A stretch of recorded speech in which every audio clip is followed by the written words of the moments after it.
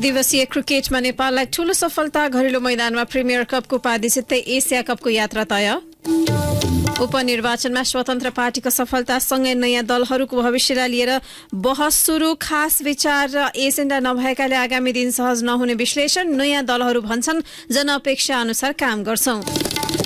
चालु आर्थिक वर्षमा अर्थतन्त्रको आकार खुम्चियो। सरकारको लक्ष्य 8% भए पनि वृद्धि दर भने 2.16% मात्रै। अफगानिस्तानमा तालिबान सरकारलाई तत्काल मान्यता दिने पक्षमा नरहेको संयुक्त राष्ट्रसङ्घको भनाई। महिला अधिकारमा अनुदार रहेको तालिबान सच्चिनु पर्नेमा जोड।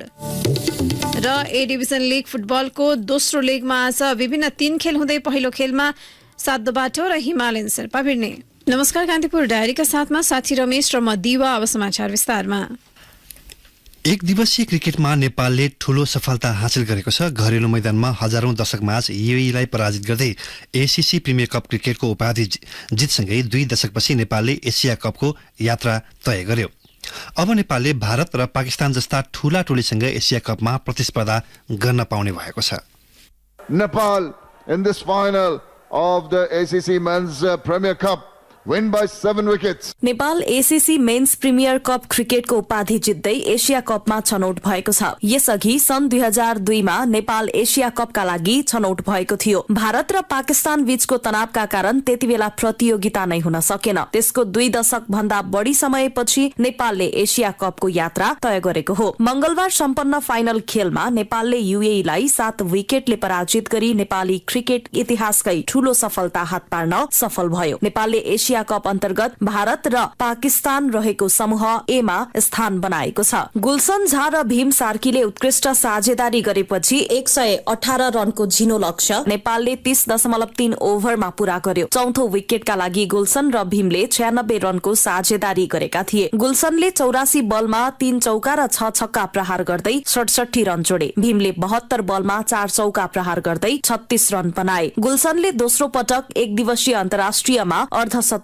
पूरा गरेका हुन्। 1.5 महिना अघि आईसीसी विश्वकप लिग 2 को अन्तिम खेलमा गुलशनले युएई विरुद्ध नै अभिजित 50 रन बनाएका थिए। फाइनल खेलमा नेपालको शुरूआत राम्रो थिएन। नेपालले पहिलो ओभरको लास्ट बलमा पहिलो रन जोडेको थियो। 8 ओभरमा नेपालले 22 रन मात्र बनाउँदा 3 विकेट गुमाइसकेको थियो। ओपनर कुशल भुर्तेल 1 रनमा आउट भए। उनलाई रोहन मुस्तफाले एलबीडब्ल्यू आउट गरे। आसिफ शेखलाई आयन खानले 8 रनमा आउट गरे। कप्तान रोहित पौडेल 1 रन मात्र बनाई रोहन मुस्तफाको बलमा बोल्ड भएपछि निकै दबावमा परेको नेपाललाई गुलशन र भीम मिलेर उकासे। युएईबाट मुस्तफाले 10 ओभरमा 3 मेडन राख्दै 13 रन खर्चेर 2 विकेट लिए। वर्षाका कारण सोमबार स्थगित खेलले मंगलबार पनि निरन्तरता पाउँदा युएई मंगलबार 33.1 ओभरमा 117 रनमा अल आउट भएको थियो। सोमबार नेपालले टस जितेपछि ब्याटिङमा आएको युएईले 27.3 ओभरमा 9 विकेट गुमाई 106 रन बनाएको अवस्थामा वर्षा शुरू भई खेल अवरुद्ध हुन पुगेको थियो। सोही स्कोरबाट मंगलबार खेल शुरू गरेको युएई 5.4 ओभर मात्र टिक्न सक्यो र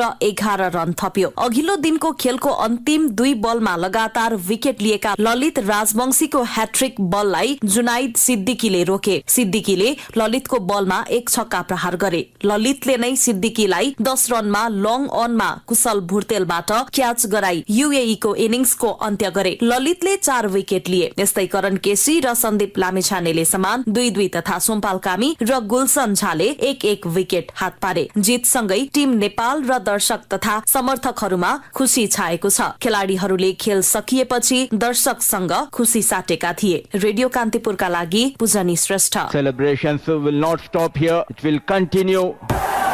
Nepal winning and deserved winners.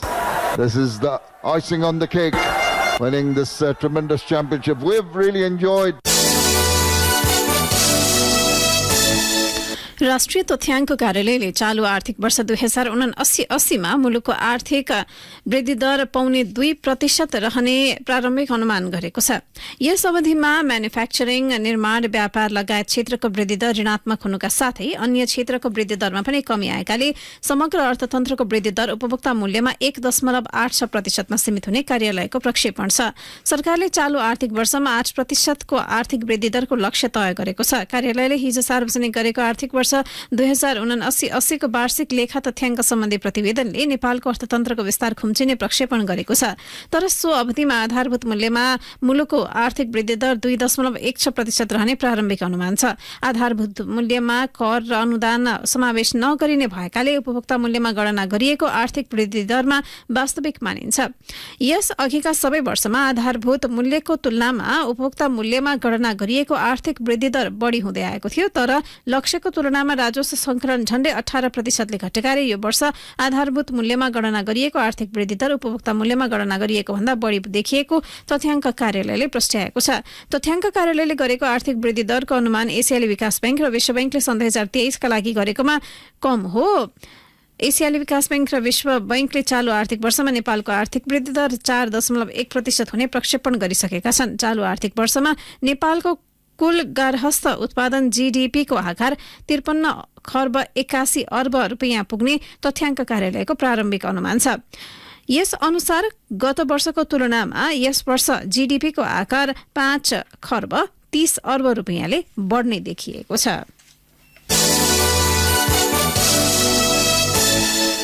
भुटानी शरणार्थी बनाएर अमेरिका पठाउने भन्दै नेपाली नागरिकबाट 10 देखि 50 लाखसम्म उठाउने गिरोहमा संलग्न भएको आरोपमा प्रहरीले सुरक्षाविद इन्द्रजित राईलाई पक्राउ गरेको छ।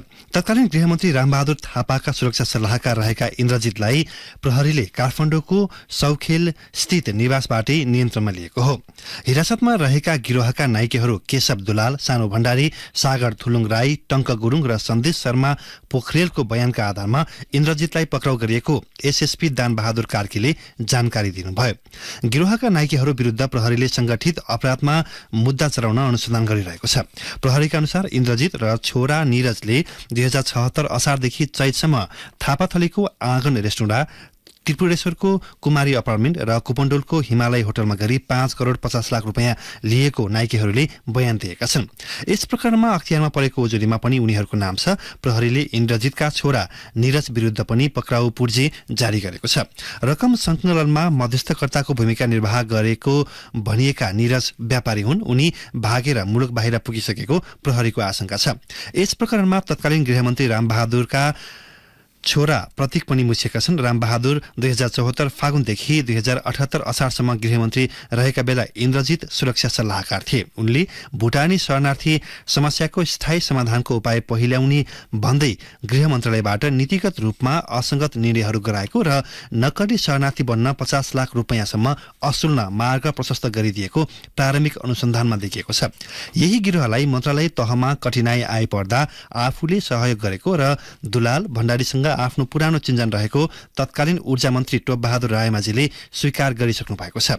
पक्राउ परेका नाइके मध्ये भण्डारी तत्कालीन ऊर्जा मन्त्री रायमाझीकै सहयोगी थिए। सुजाता कोइराला 2066 मा परराष्ट्र मन्त्री हुँदा दुलाल निजी सहायक पनि थिए।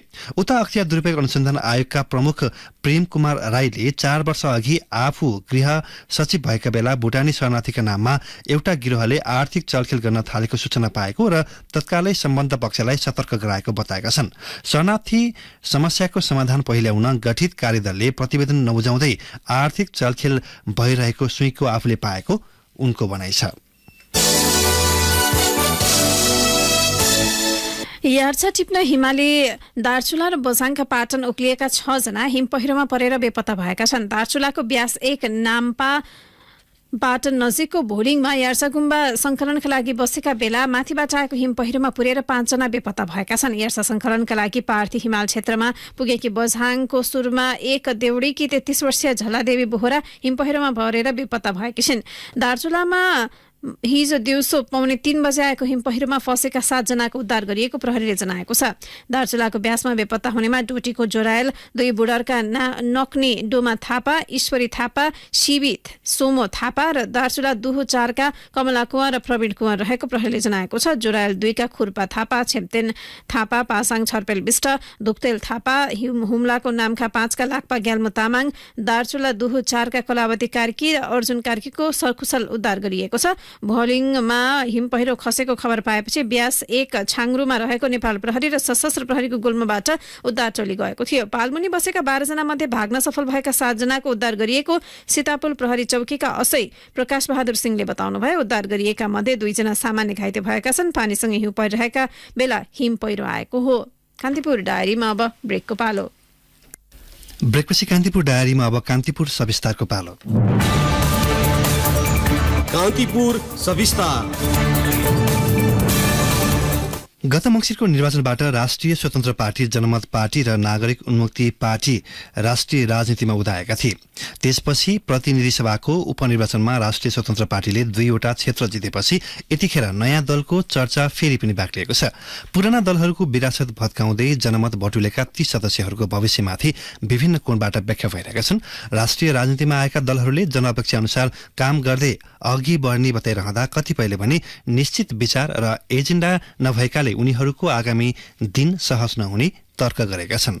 पार्टी स्थापनाको छोटो समयमा राम्रै जनमत बटुल्न सफल राष्ट्रिय स्वतन्त्र पार्टी र उसको नेतृत्वलाई जनभावना अनुरूप अघि बढ्ने चुनौती देखिएको छ। गत मङ्सिरमा सम्पन्न निर्वाचनमा चौथो शक्तिका रूपमा संसद प्रवेश गरेको सो पार्टीले उपनिर्वाचनमा 2वटा क्षेत्रमा फराकिलो मतान्तर सहित जित हासिल गर्यो। पार्टीका सभापति रवि लामिछाने चितवन 2 को उपनिर्वाचनमा भारी मतले विजयी हुँदा तनहु 1 मा स्वर्णिम वाग्लेले बाजी मारे। संसदीय अभ्यासको शिकारु दल संसदको चौथो शक्ति भएपछि सो दलबाट सुधार हुने आम अपेक्षा छ। संसदमा राष्ट्रिय स्वतन्त्र पार्टीको अहिले 21 सिट छ। पुराना दलहरूप्रतिको बढ्दो आक्रोशका बीच पाएको चुनावी सफलता अनुसार अघि बढ्नुपर्ने जिम्मेवारी नयाँ दलमा देखिएको हो। राष्ट्रिय स्वतन्त्र पार्टीकी सांसद सुमना श्रेष्ठ आफूहरू जनताको मतको उच्च कदर गर्दै अघि बढेको तर्क गर्छिन्। नयाँ दल भएकाले सत्ता पक्ष र प्रतिपक्षको दुवै भूमिकाबाट अनुभव सिक्नुपर्ने भन्दै सरकारमा जाँदा आलोचना गर्नु सही नभएको उनको भनाइ छ। श्रेष्ठले भनिन्, मङ्सिर 4 कोमा यो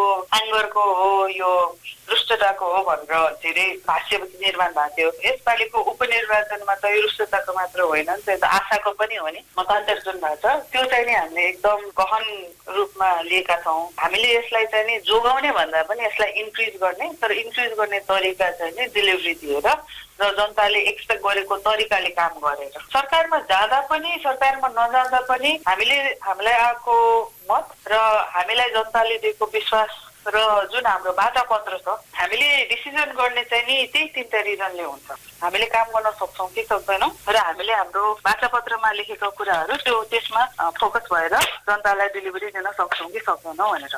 गत मङ्सिरको निर्वाचनबाट राष्ट्रिय राजनीतिमा प्रवेश गरेको अर्को दल हो नागरिक उन्मुक्ति पार्टी। रञ्जिता चौधरीले नेतृत्व गरेको सो दल 2078 पुस 19 गते दर्ता भएको थियो। पार्टी स्थापना भएको 5 महिनामा सम्पन्न स्थानीय तहको निर्वाचनमा सुदूरपश्चिम प्रदेशमा 2 प्रमुख सहित 79 जना जनप्रतिनिधि पाएको सो पार्टीले गत मङ्सिरमा सम्पन्न संघ र प्रदेशको निर्वाचनमा प्रदेशतर्फ 12 र प्रतिनिधि सभातर्फ 3 सिट जित्न सफल भयो। स्वतन्त्र उम्मेद्वारका रूपमा रहेका लालवीर चौधरी पार्टीमा प्रवेश गरेपछि संसदमा 4 सिट हुन पुग्यो। मुख्य गरी 2072 सालमा टिकापुरमा भएको घटनामा दोषी ठहर भई आजीवन कारावासको सजाय पाएका रेशम चौधरी र अन्य राजबन्दीको रिहाईको एजेन्डा बनाएको पार्टीले छोटो समयमै सत्तामा आफ्नो स्थान बनाएको छ। पार्टीले उठाएका एजेन्डा र जनअपेक्षा अनुसार कसरी अघि बढ्ने हो भन्ने प्रश्नमा उन्मुक्ति पार्टीका नेता लालवीर चौधरी भन्छन्, यो राजबन्दीहरू रेशम लगायत 11 जना अहिले पनि आजीवन कारावासको मुद्दा सुनाइएको छ र 103 जना फरार सूचीमा हुनुहुन्छ। पहिला त हामी उहाँहरूलाई रिहाको माग गर्दै र जनताको माग मुद्दाको लागि पनि अगाडि बढिरहेको अवस्था छ। हजुरहरूलाई शंका लागिरहेछ, त्यो आधारमा हामी जनता समक्ष फेरि पनि परामर्श गरेर बस्ने वा नबस्ने उहाँहरूले जे म्यान्डेट दिनुहुन्छ त्यही अनुसार अगाडि। यसो त स्वतन्त्र मधेसको परिकल्पना गर्दै भूमिगत गतिविधि छाडेर मूलधारको राजनीतिमा आएका डाक्टर सीके राउत नेतृत्वको जनमत पार्टीले छोटो समयमा लोकप्रियता नपाएको होइन। मधेसका मुद्दामा केन्द्रित दलहरूको वैकल्पिक शक्तिका रूपमा उदाउन उसलाई कुनै समय लागेन। 2075 साल चैत्र 4 गते स्थापना भएको जनमतले गत वर्ष सम्पन्न स्थानीय तह निर्वाचनमा मधेस प्रदेश र लुम्बिनीमा आफ्नो उपस्थिति जनायो। त्यो सँगै मङ्सिरमा सम्पन्न प्रतिनिधि सभा निर्वाचनमा मधेसका चिर परिचित निर्वाचित नेता उपेन्द्र यादवको विरासत भत्काउँदै पार्टीका अध्यक्ष सीके राउत निर्वाचित भए। छोटो समयमै राष्ट्रिय दलका रूपमा दर्ज भएको जनमतको प्रतिनिधि सभामा 6 र प्रदेश सभामा 16 सांसद छन्। पार्टीका महामन्त्री चन्दन सिंह जनमतको उच्च मूल्याङ्कन सहित अघि बढ्ने बताउँछन्। आफूहरूको ध्यान मधेसका जनताको हितमा हुने दावी गर्दै उनले भने, हामी नयाँ पार्टी हो,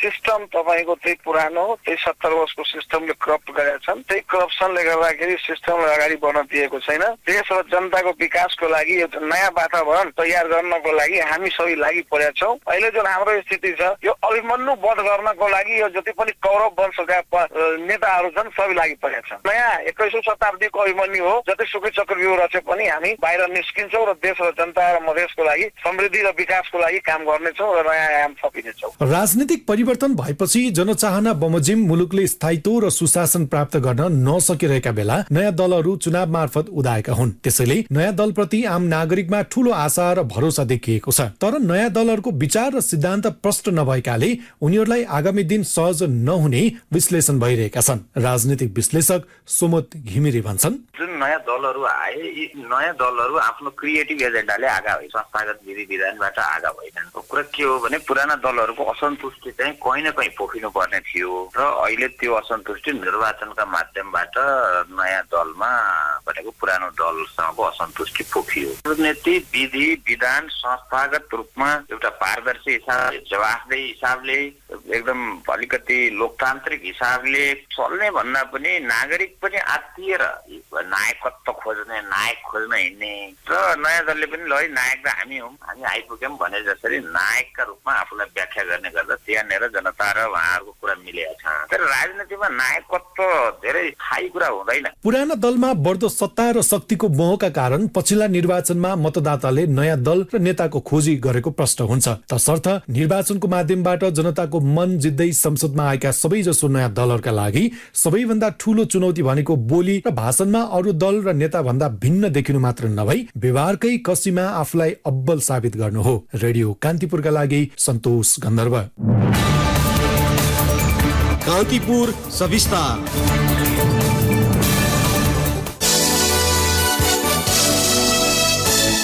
हत्या अभियोगमा फरार रहेका एमाले सांसद लक्ष्मी महतो कोइरे निलम्बन भएका छन्। प्रहरीले फरार रहेको पत्र पठाएपछि सभामुख देवराज घिमिरेले प्रतिनिधि सभा नियमावलीको नियम 248(3) बमोजिम कोइरेलाई निलम्बन गर्नुभएको हो। प्रहरी प्रधान कार्यालयले कोइरी अदालतको म्याद गुजारेर थुनामा नबसी फरार रहेको जानकारी सभामुखलाई पत्र पठाएको थियो।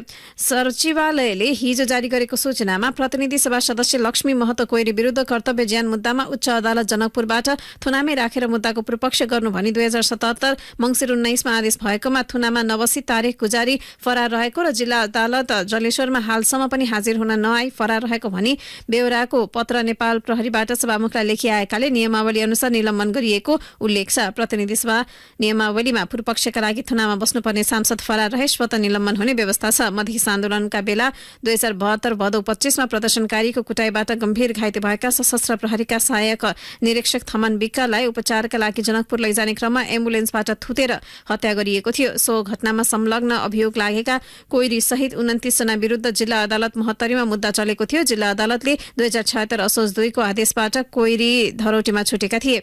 जनकपुर उच्च अदालतले 2077 मङ्सिर 19 मा जिल्लाको आदेश उल्ट्याउँदै कोइरीलाई थुनामै राखेर मुद्दा अघि बढाउन आदेश दिएको थियो। सो आदेशपछि कोइरी फरार रहेकै अवस्थामा उनी प्रतिनिधि सभा सदस्यमा निर्वाचित भएका थिए। प्रहरीले उच्च अदालतको फैसला कार्यान्वयनमा सहयोग गर्न भन्दै कोइरी फरार भएको जानकारी पुस 7 गते संसद सचिवालयले दिएको थियो। तर त्यति बेला प्रतिनिधि सभा नियमावली बनेको थिएन। चैत 19 मा नियमावली बनेपछि आधिकारिक निकायबाट कोइरीका विषयमा फरार सम्बन्धी जानकारी नआएको भन्दै सभामुख घिमिरेले आनाकानी गरेपछि प्रहरीले आइतबार फेरि पत्र पठाएको थियो।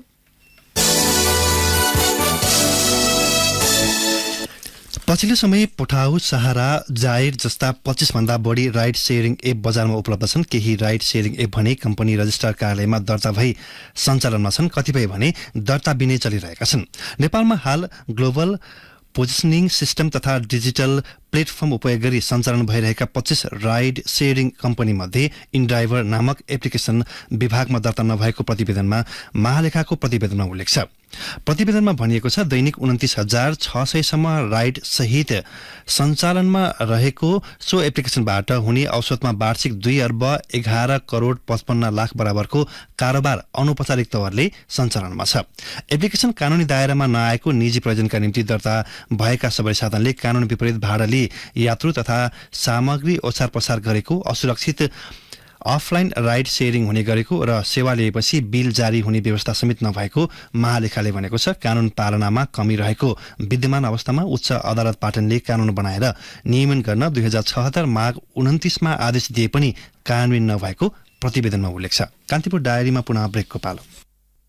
ब्रेकपछि कान्तिपुर डायरीमा अब आर्थिक प्रसंग। चीनिया टोलीले काठमाडौँको टोखादेखि नुवाकोटको छहरे जोड्ने सुरुङ मार्गको प्रारम्भिक अध्ययन गरेको 4 वर्ष बिते पनि थप प्रगति छैन। करिब 20 जनाको चीनिया प्राविधिक टोलीले 1 महिना लगाएर सुरुङ निर्माण गर्ने क्षेत्रको प्रारम्भिक अध्ययन गरेको थियो। 2076 फागुनमा आएको टोली माघमा अध्ययन सकेर चीन फर्किएको थियो। त्यसपछि कुनै प्रगति हुन सकेन। उनीहरू गएको केही समयपछि कोभिड महामारी सुरु भएकाले टोली सम्पर्कविहीन बनेको भौतिक पूर्वाधार तथा यातायात मन्त्रालयले पूर्वाधार निर्माण तथा महाशाखाका प्रमुख सहसचिव अर्जुन जङ थापाले बताउनु भएको छ।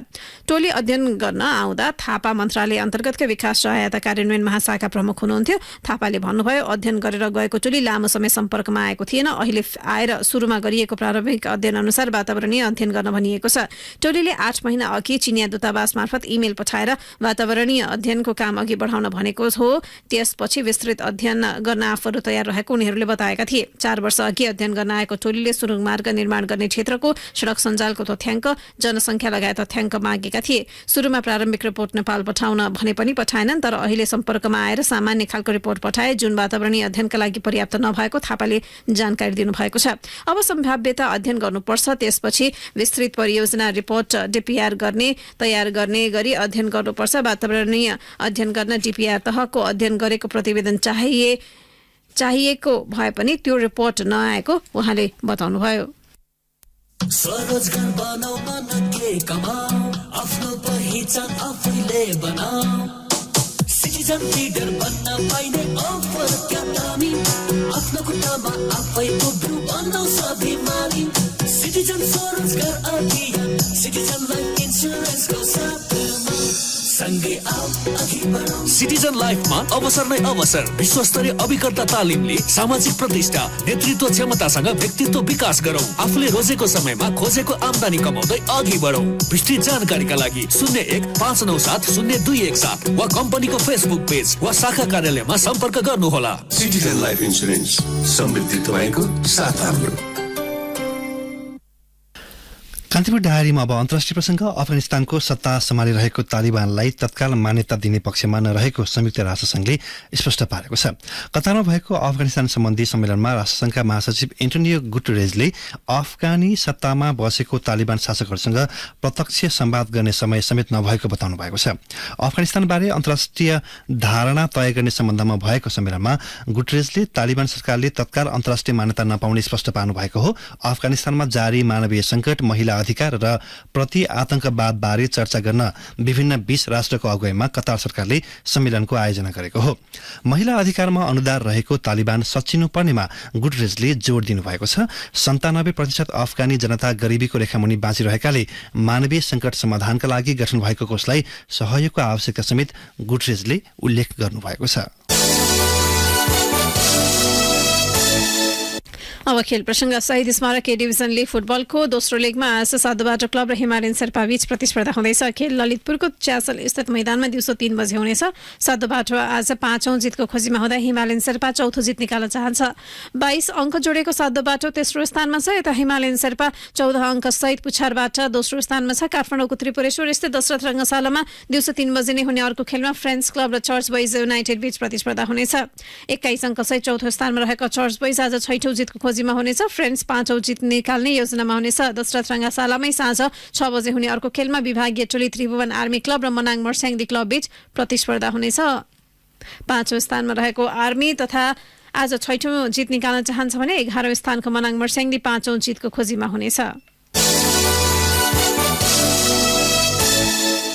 अब मौसम सम्बन्धी जानकारी। काठमाडौँ उपत्यका सहित मुलुकका अधिकांश स्थानको मौसम आज सामान्यतया सफा रहने जल तथा मौसम विज्ञान विभागले जनाएको छ।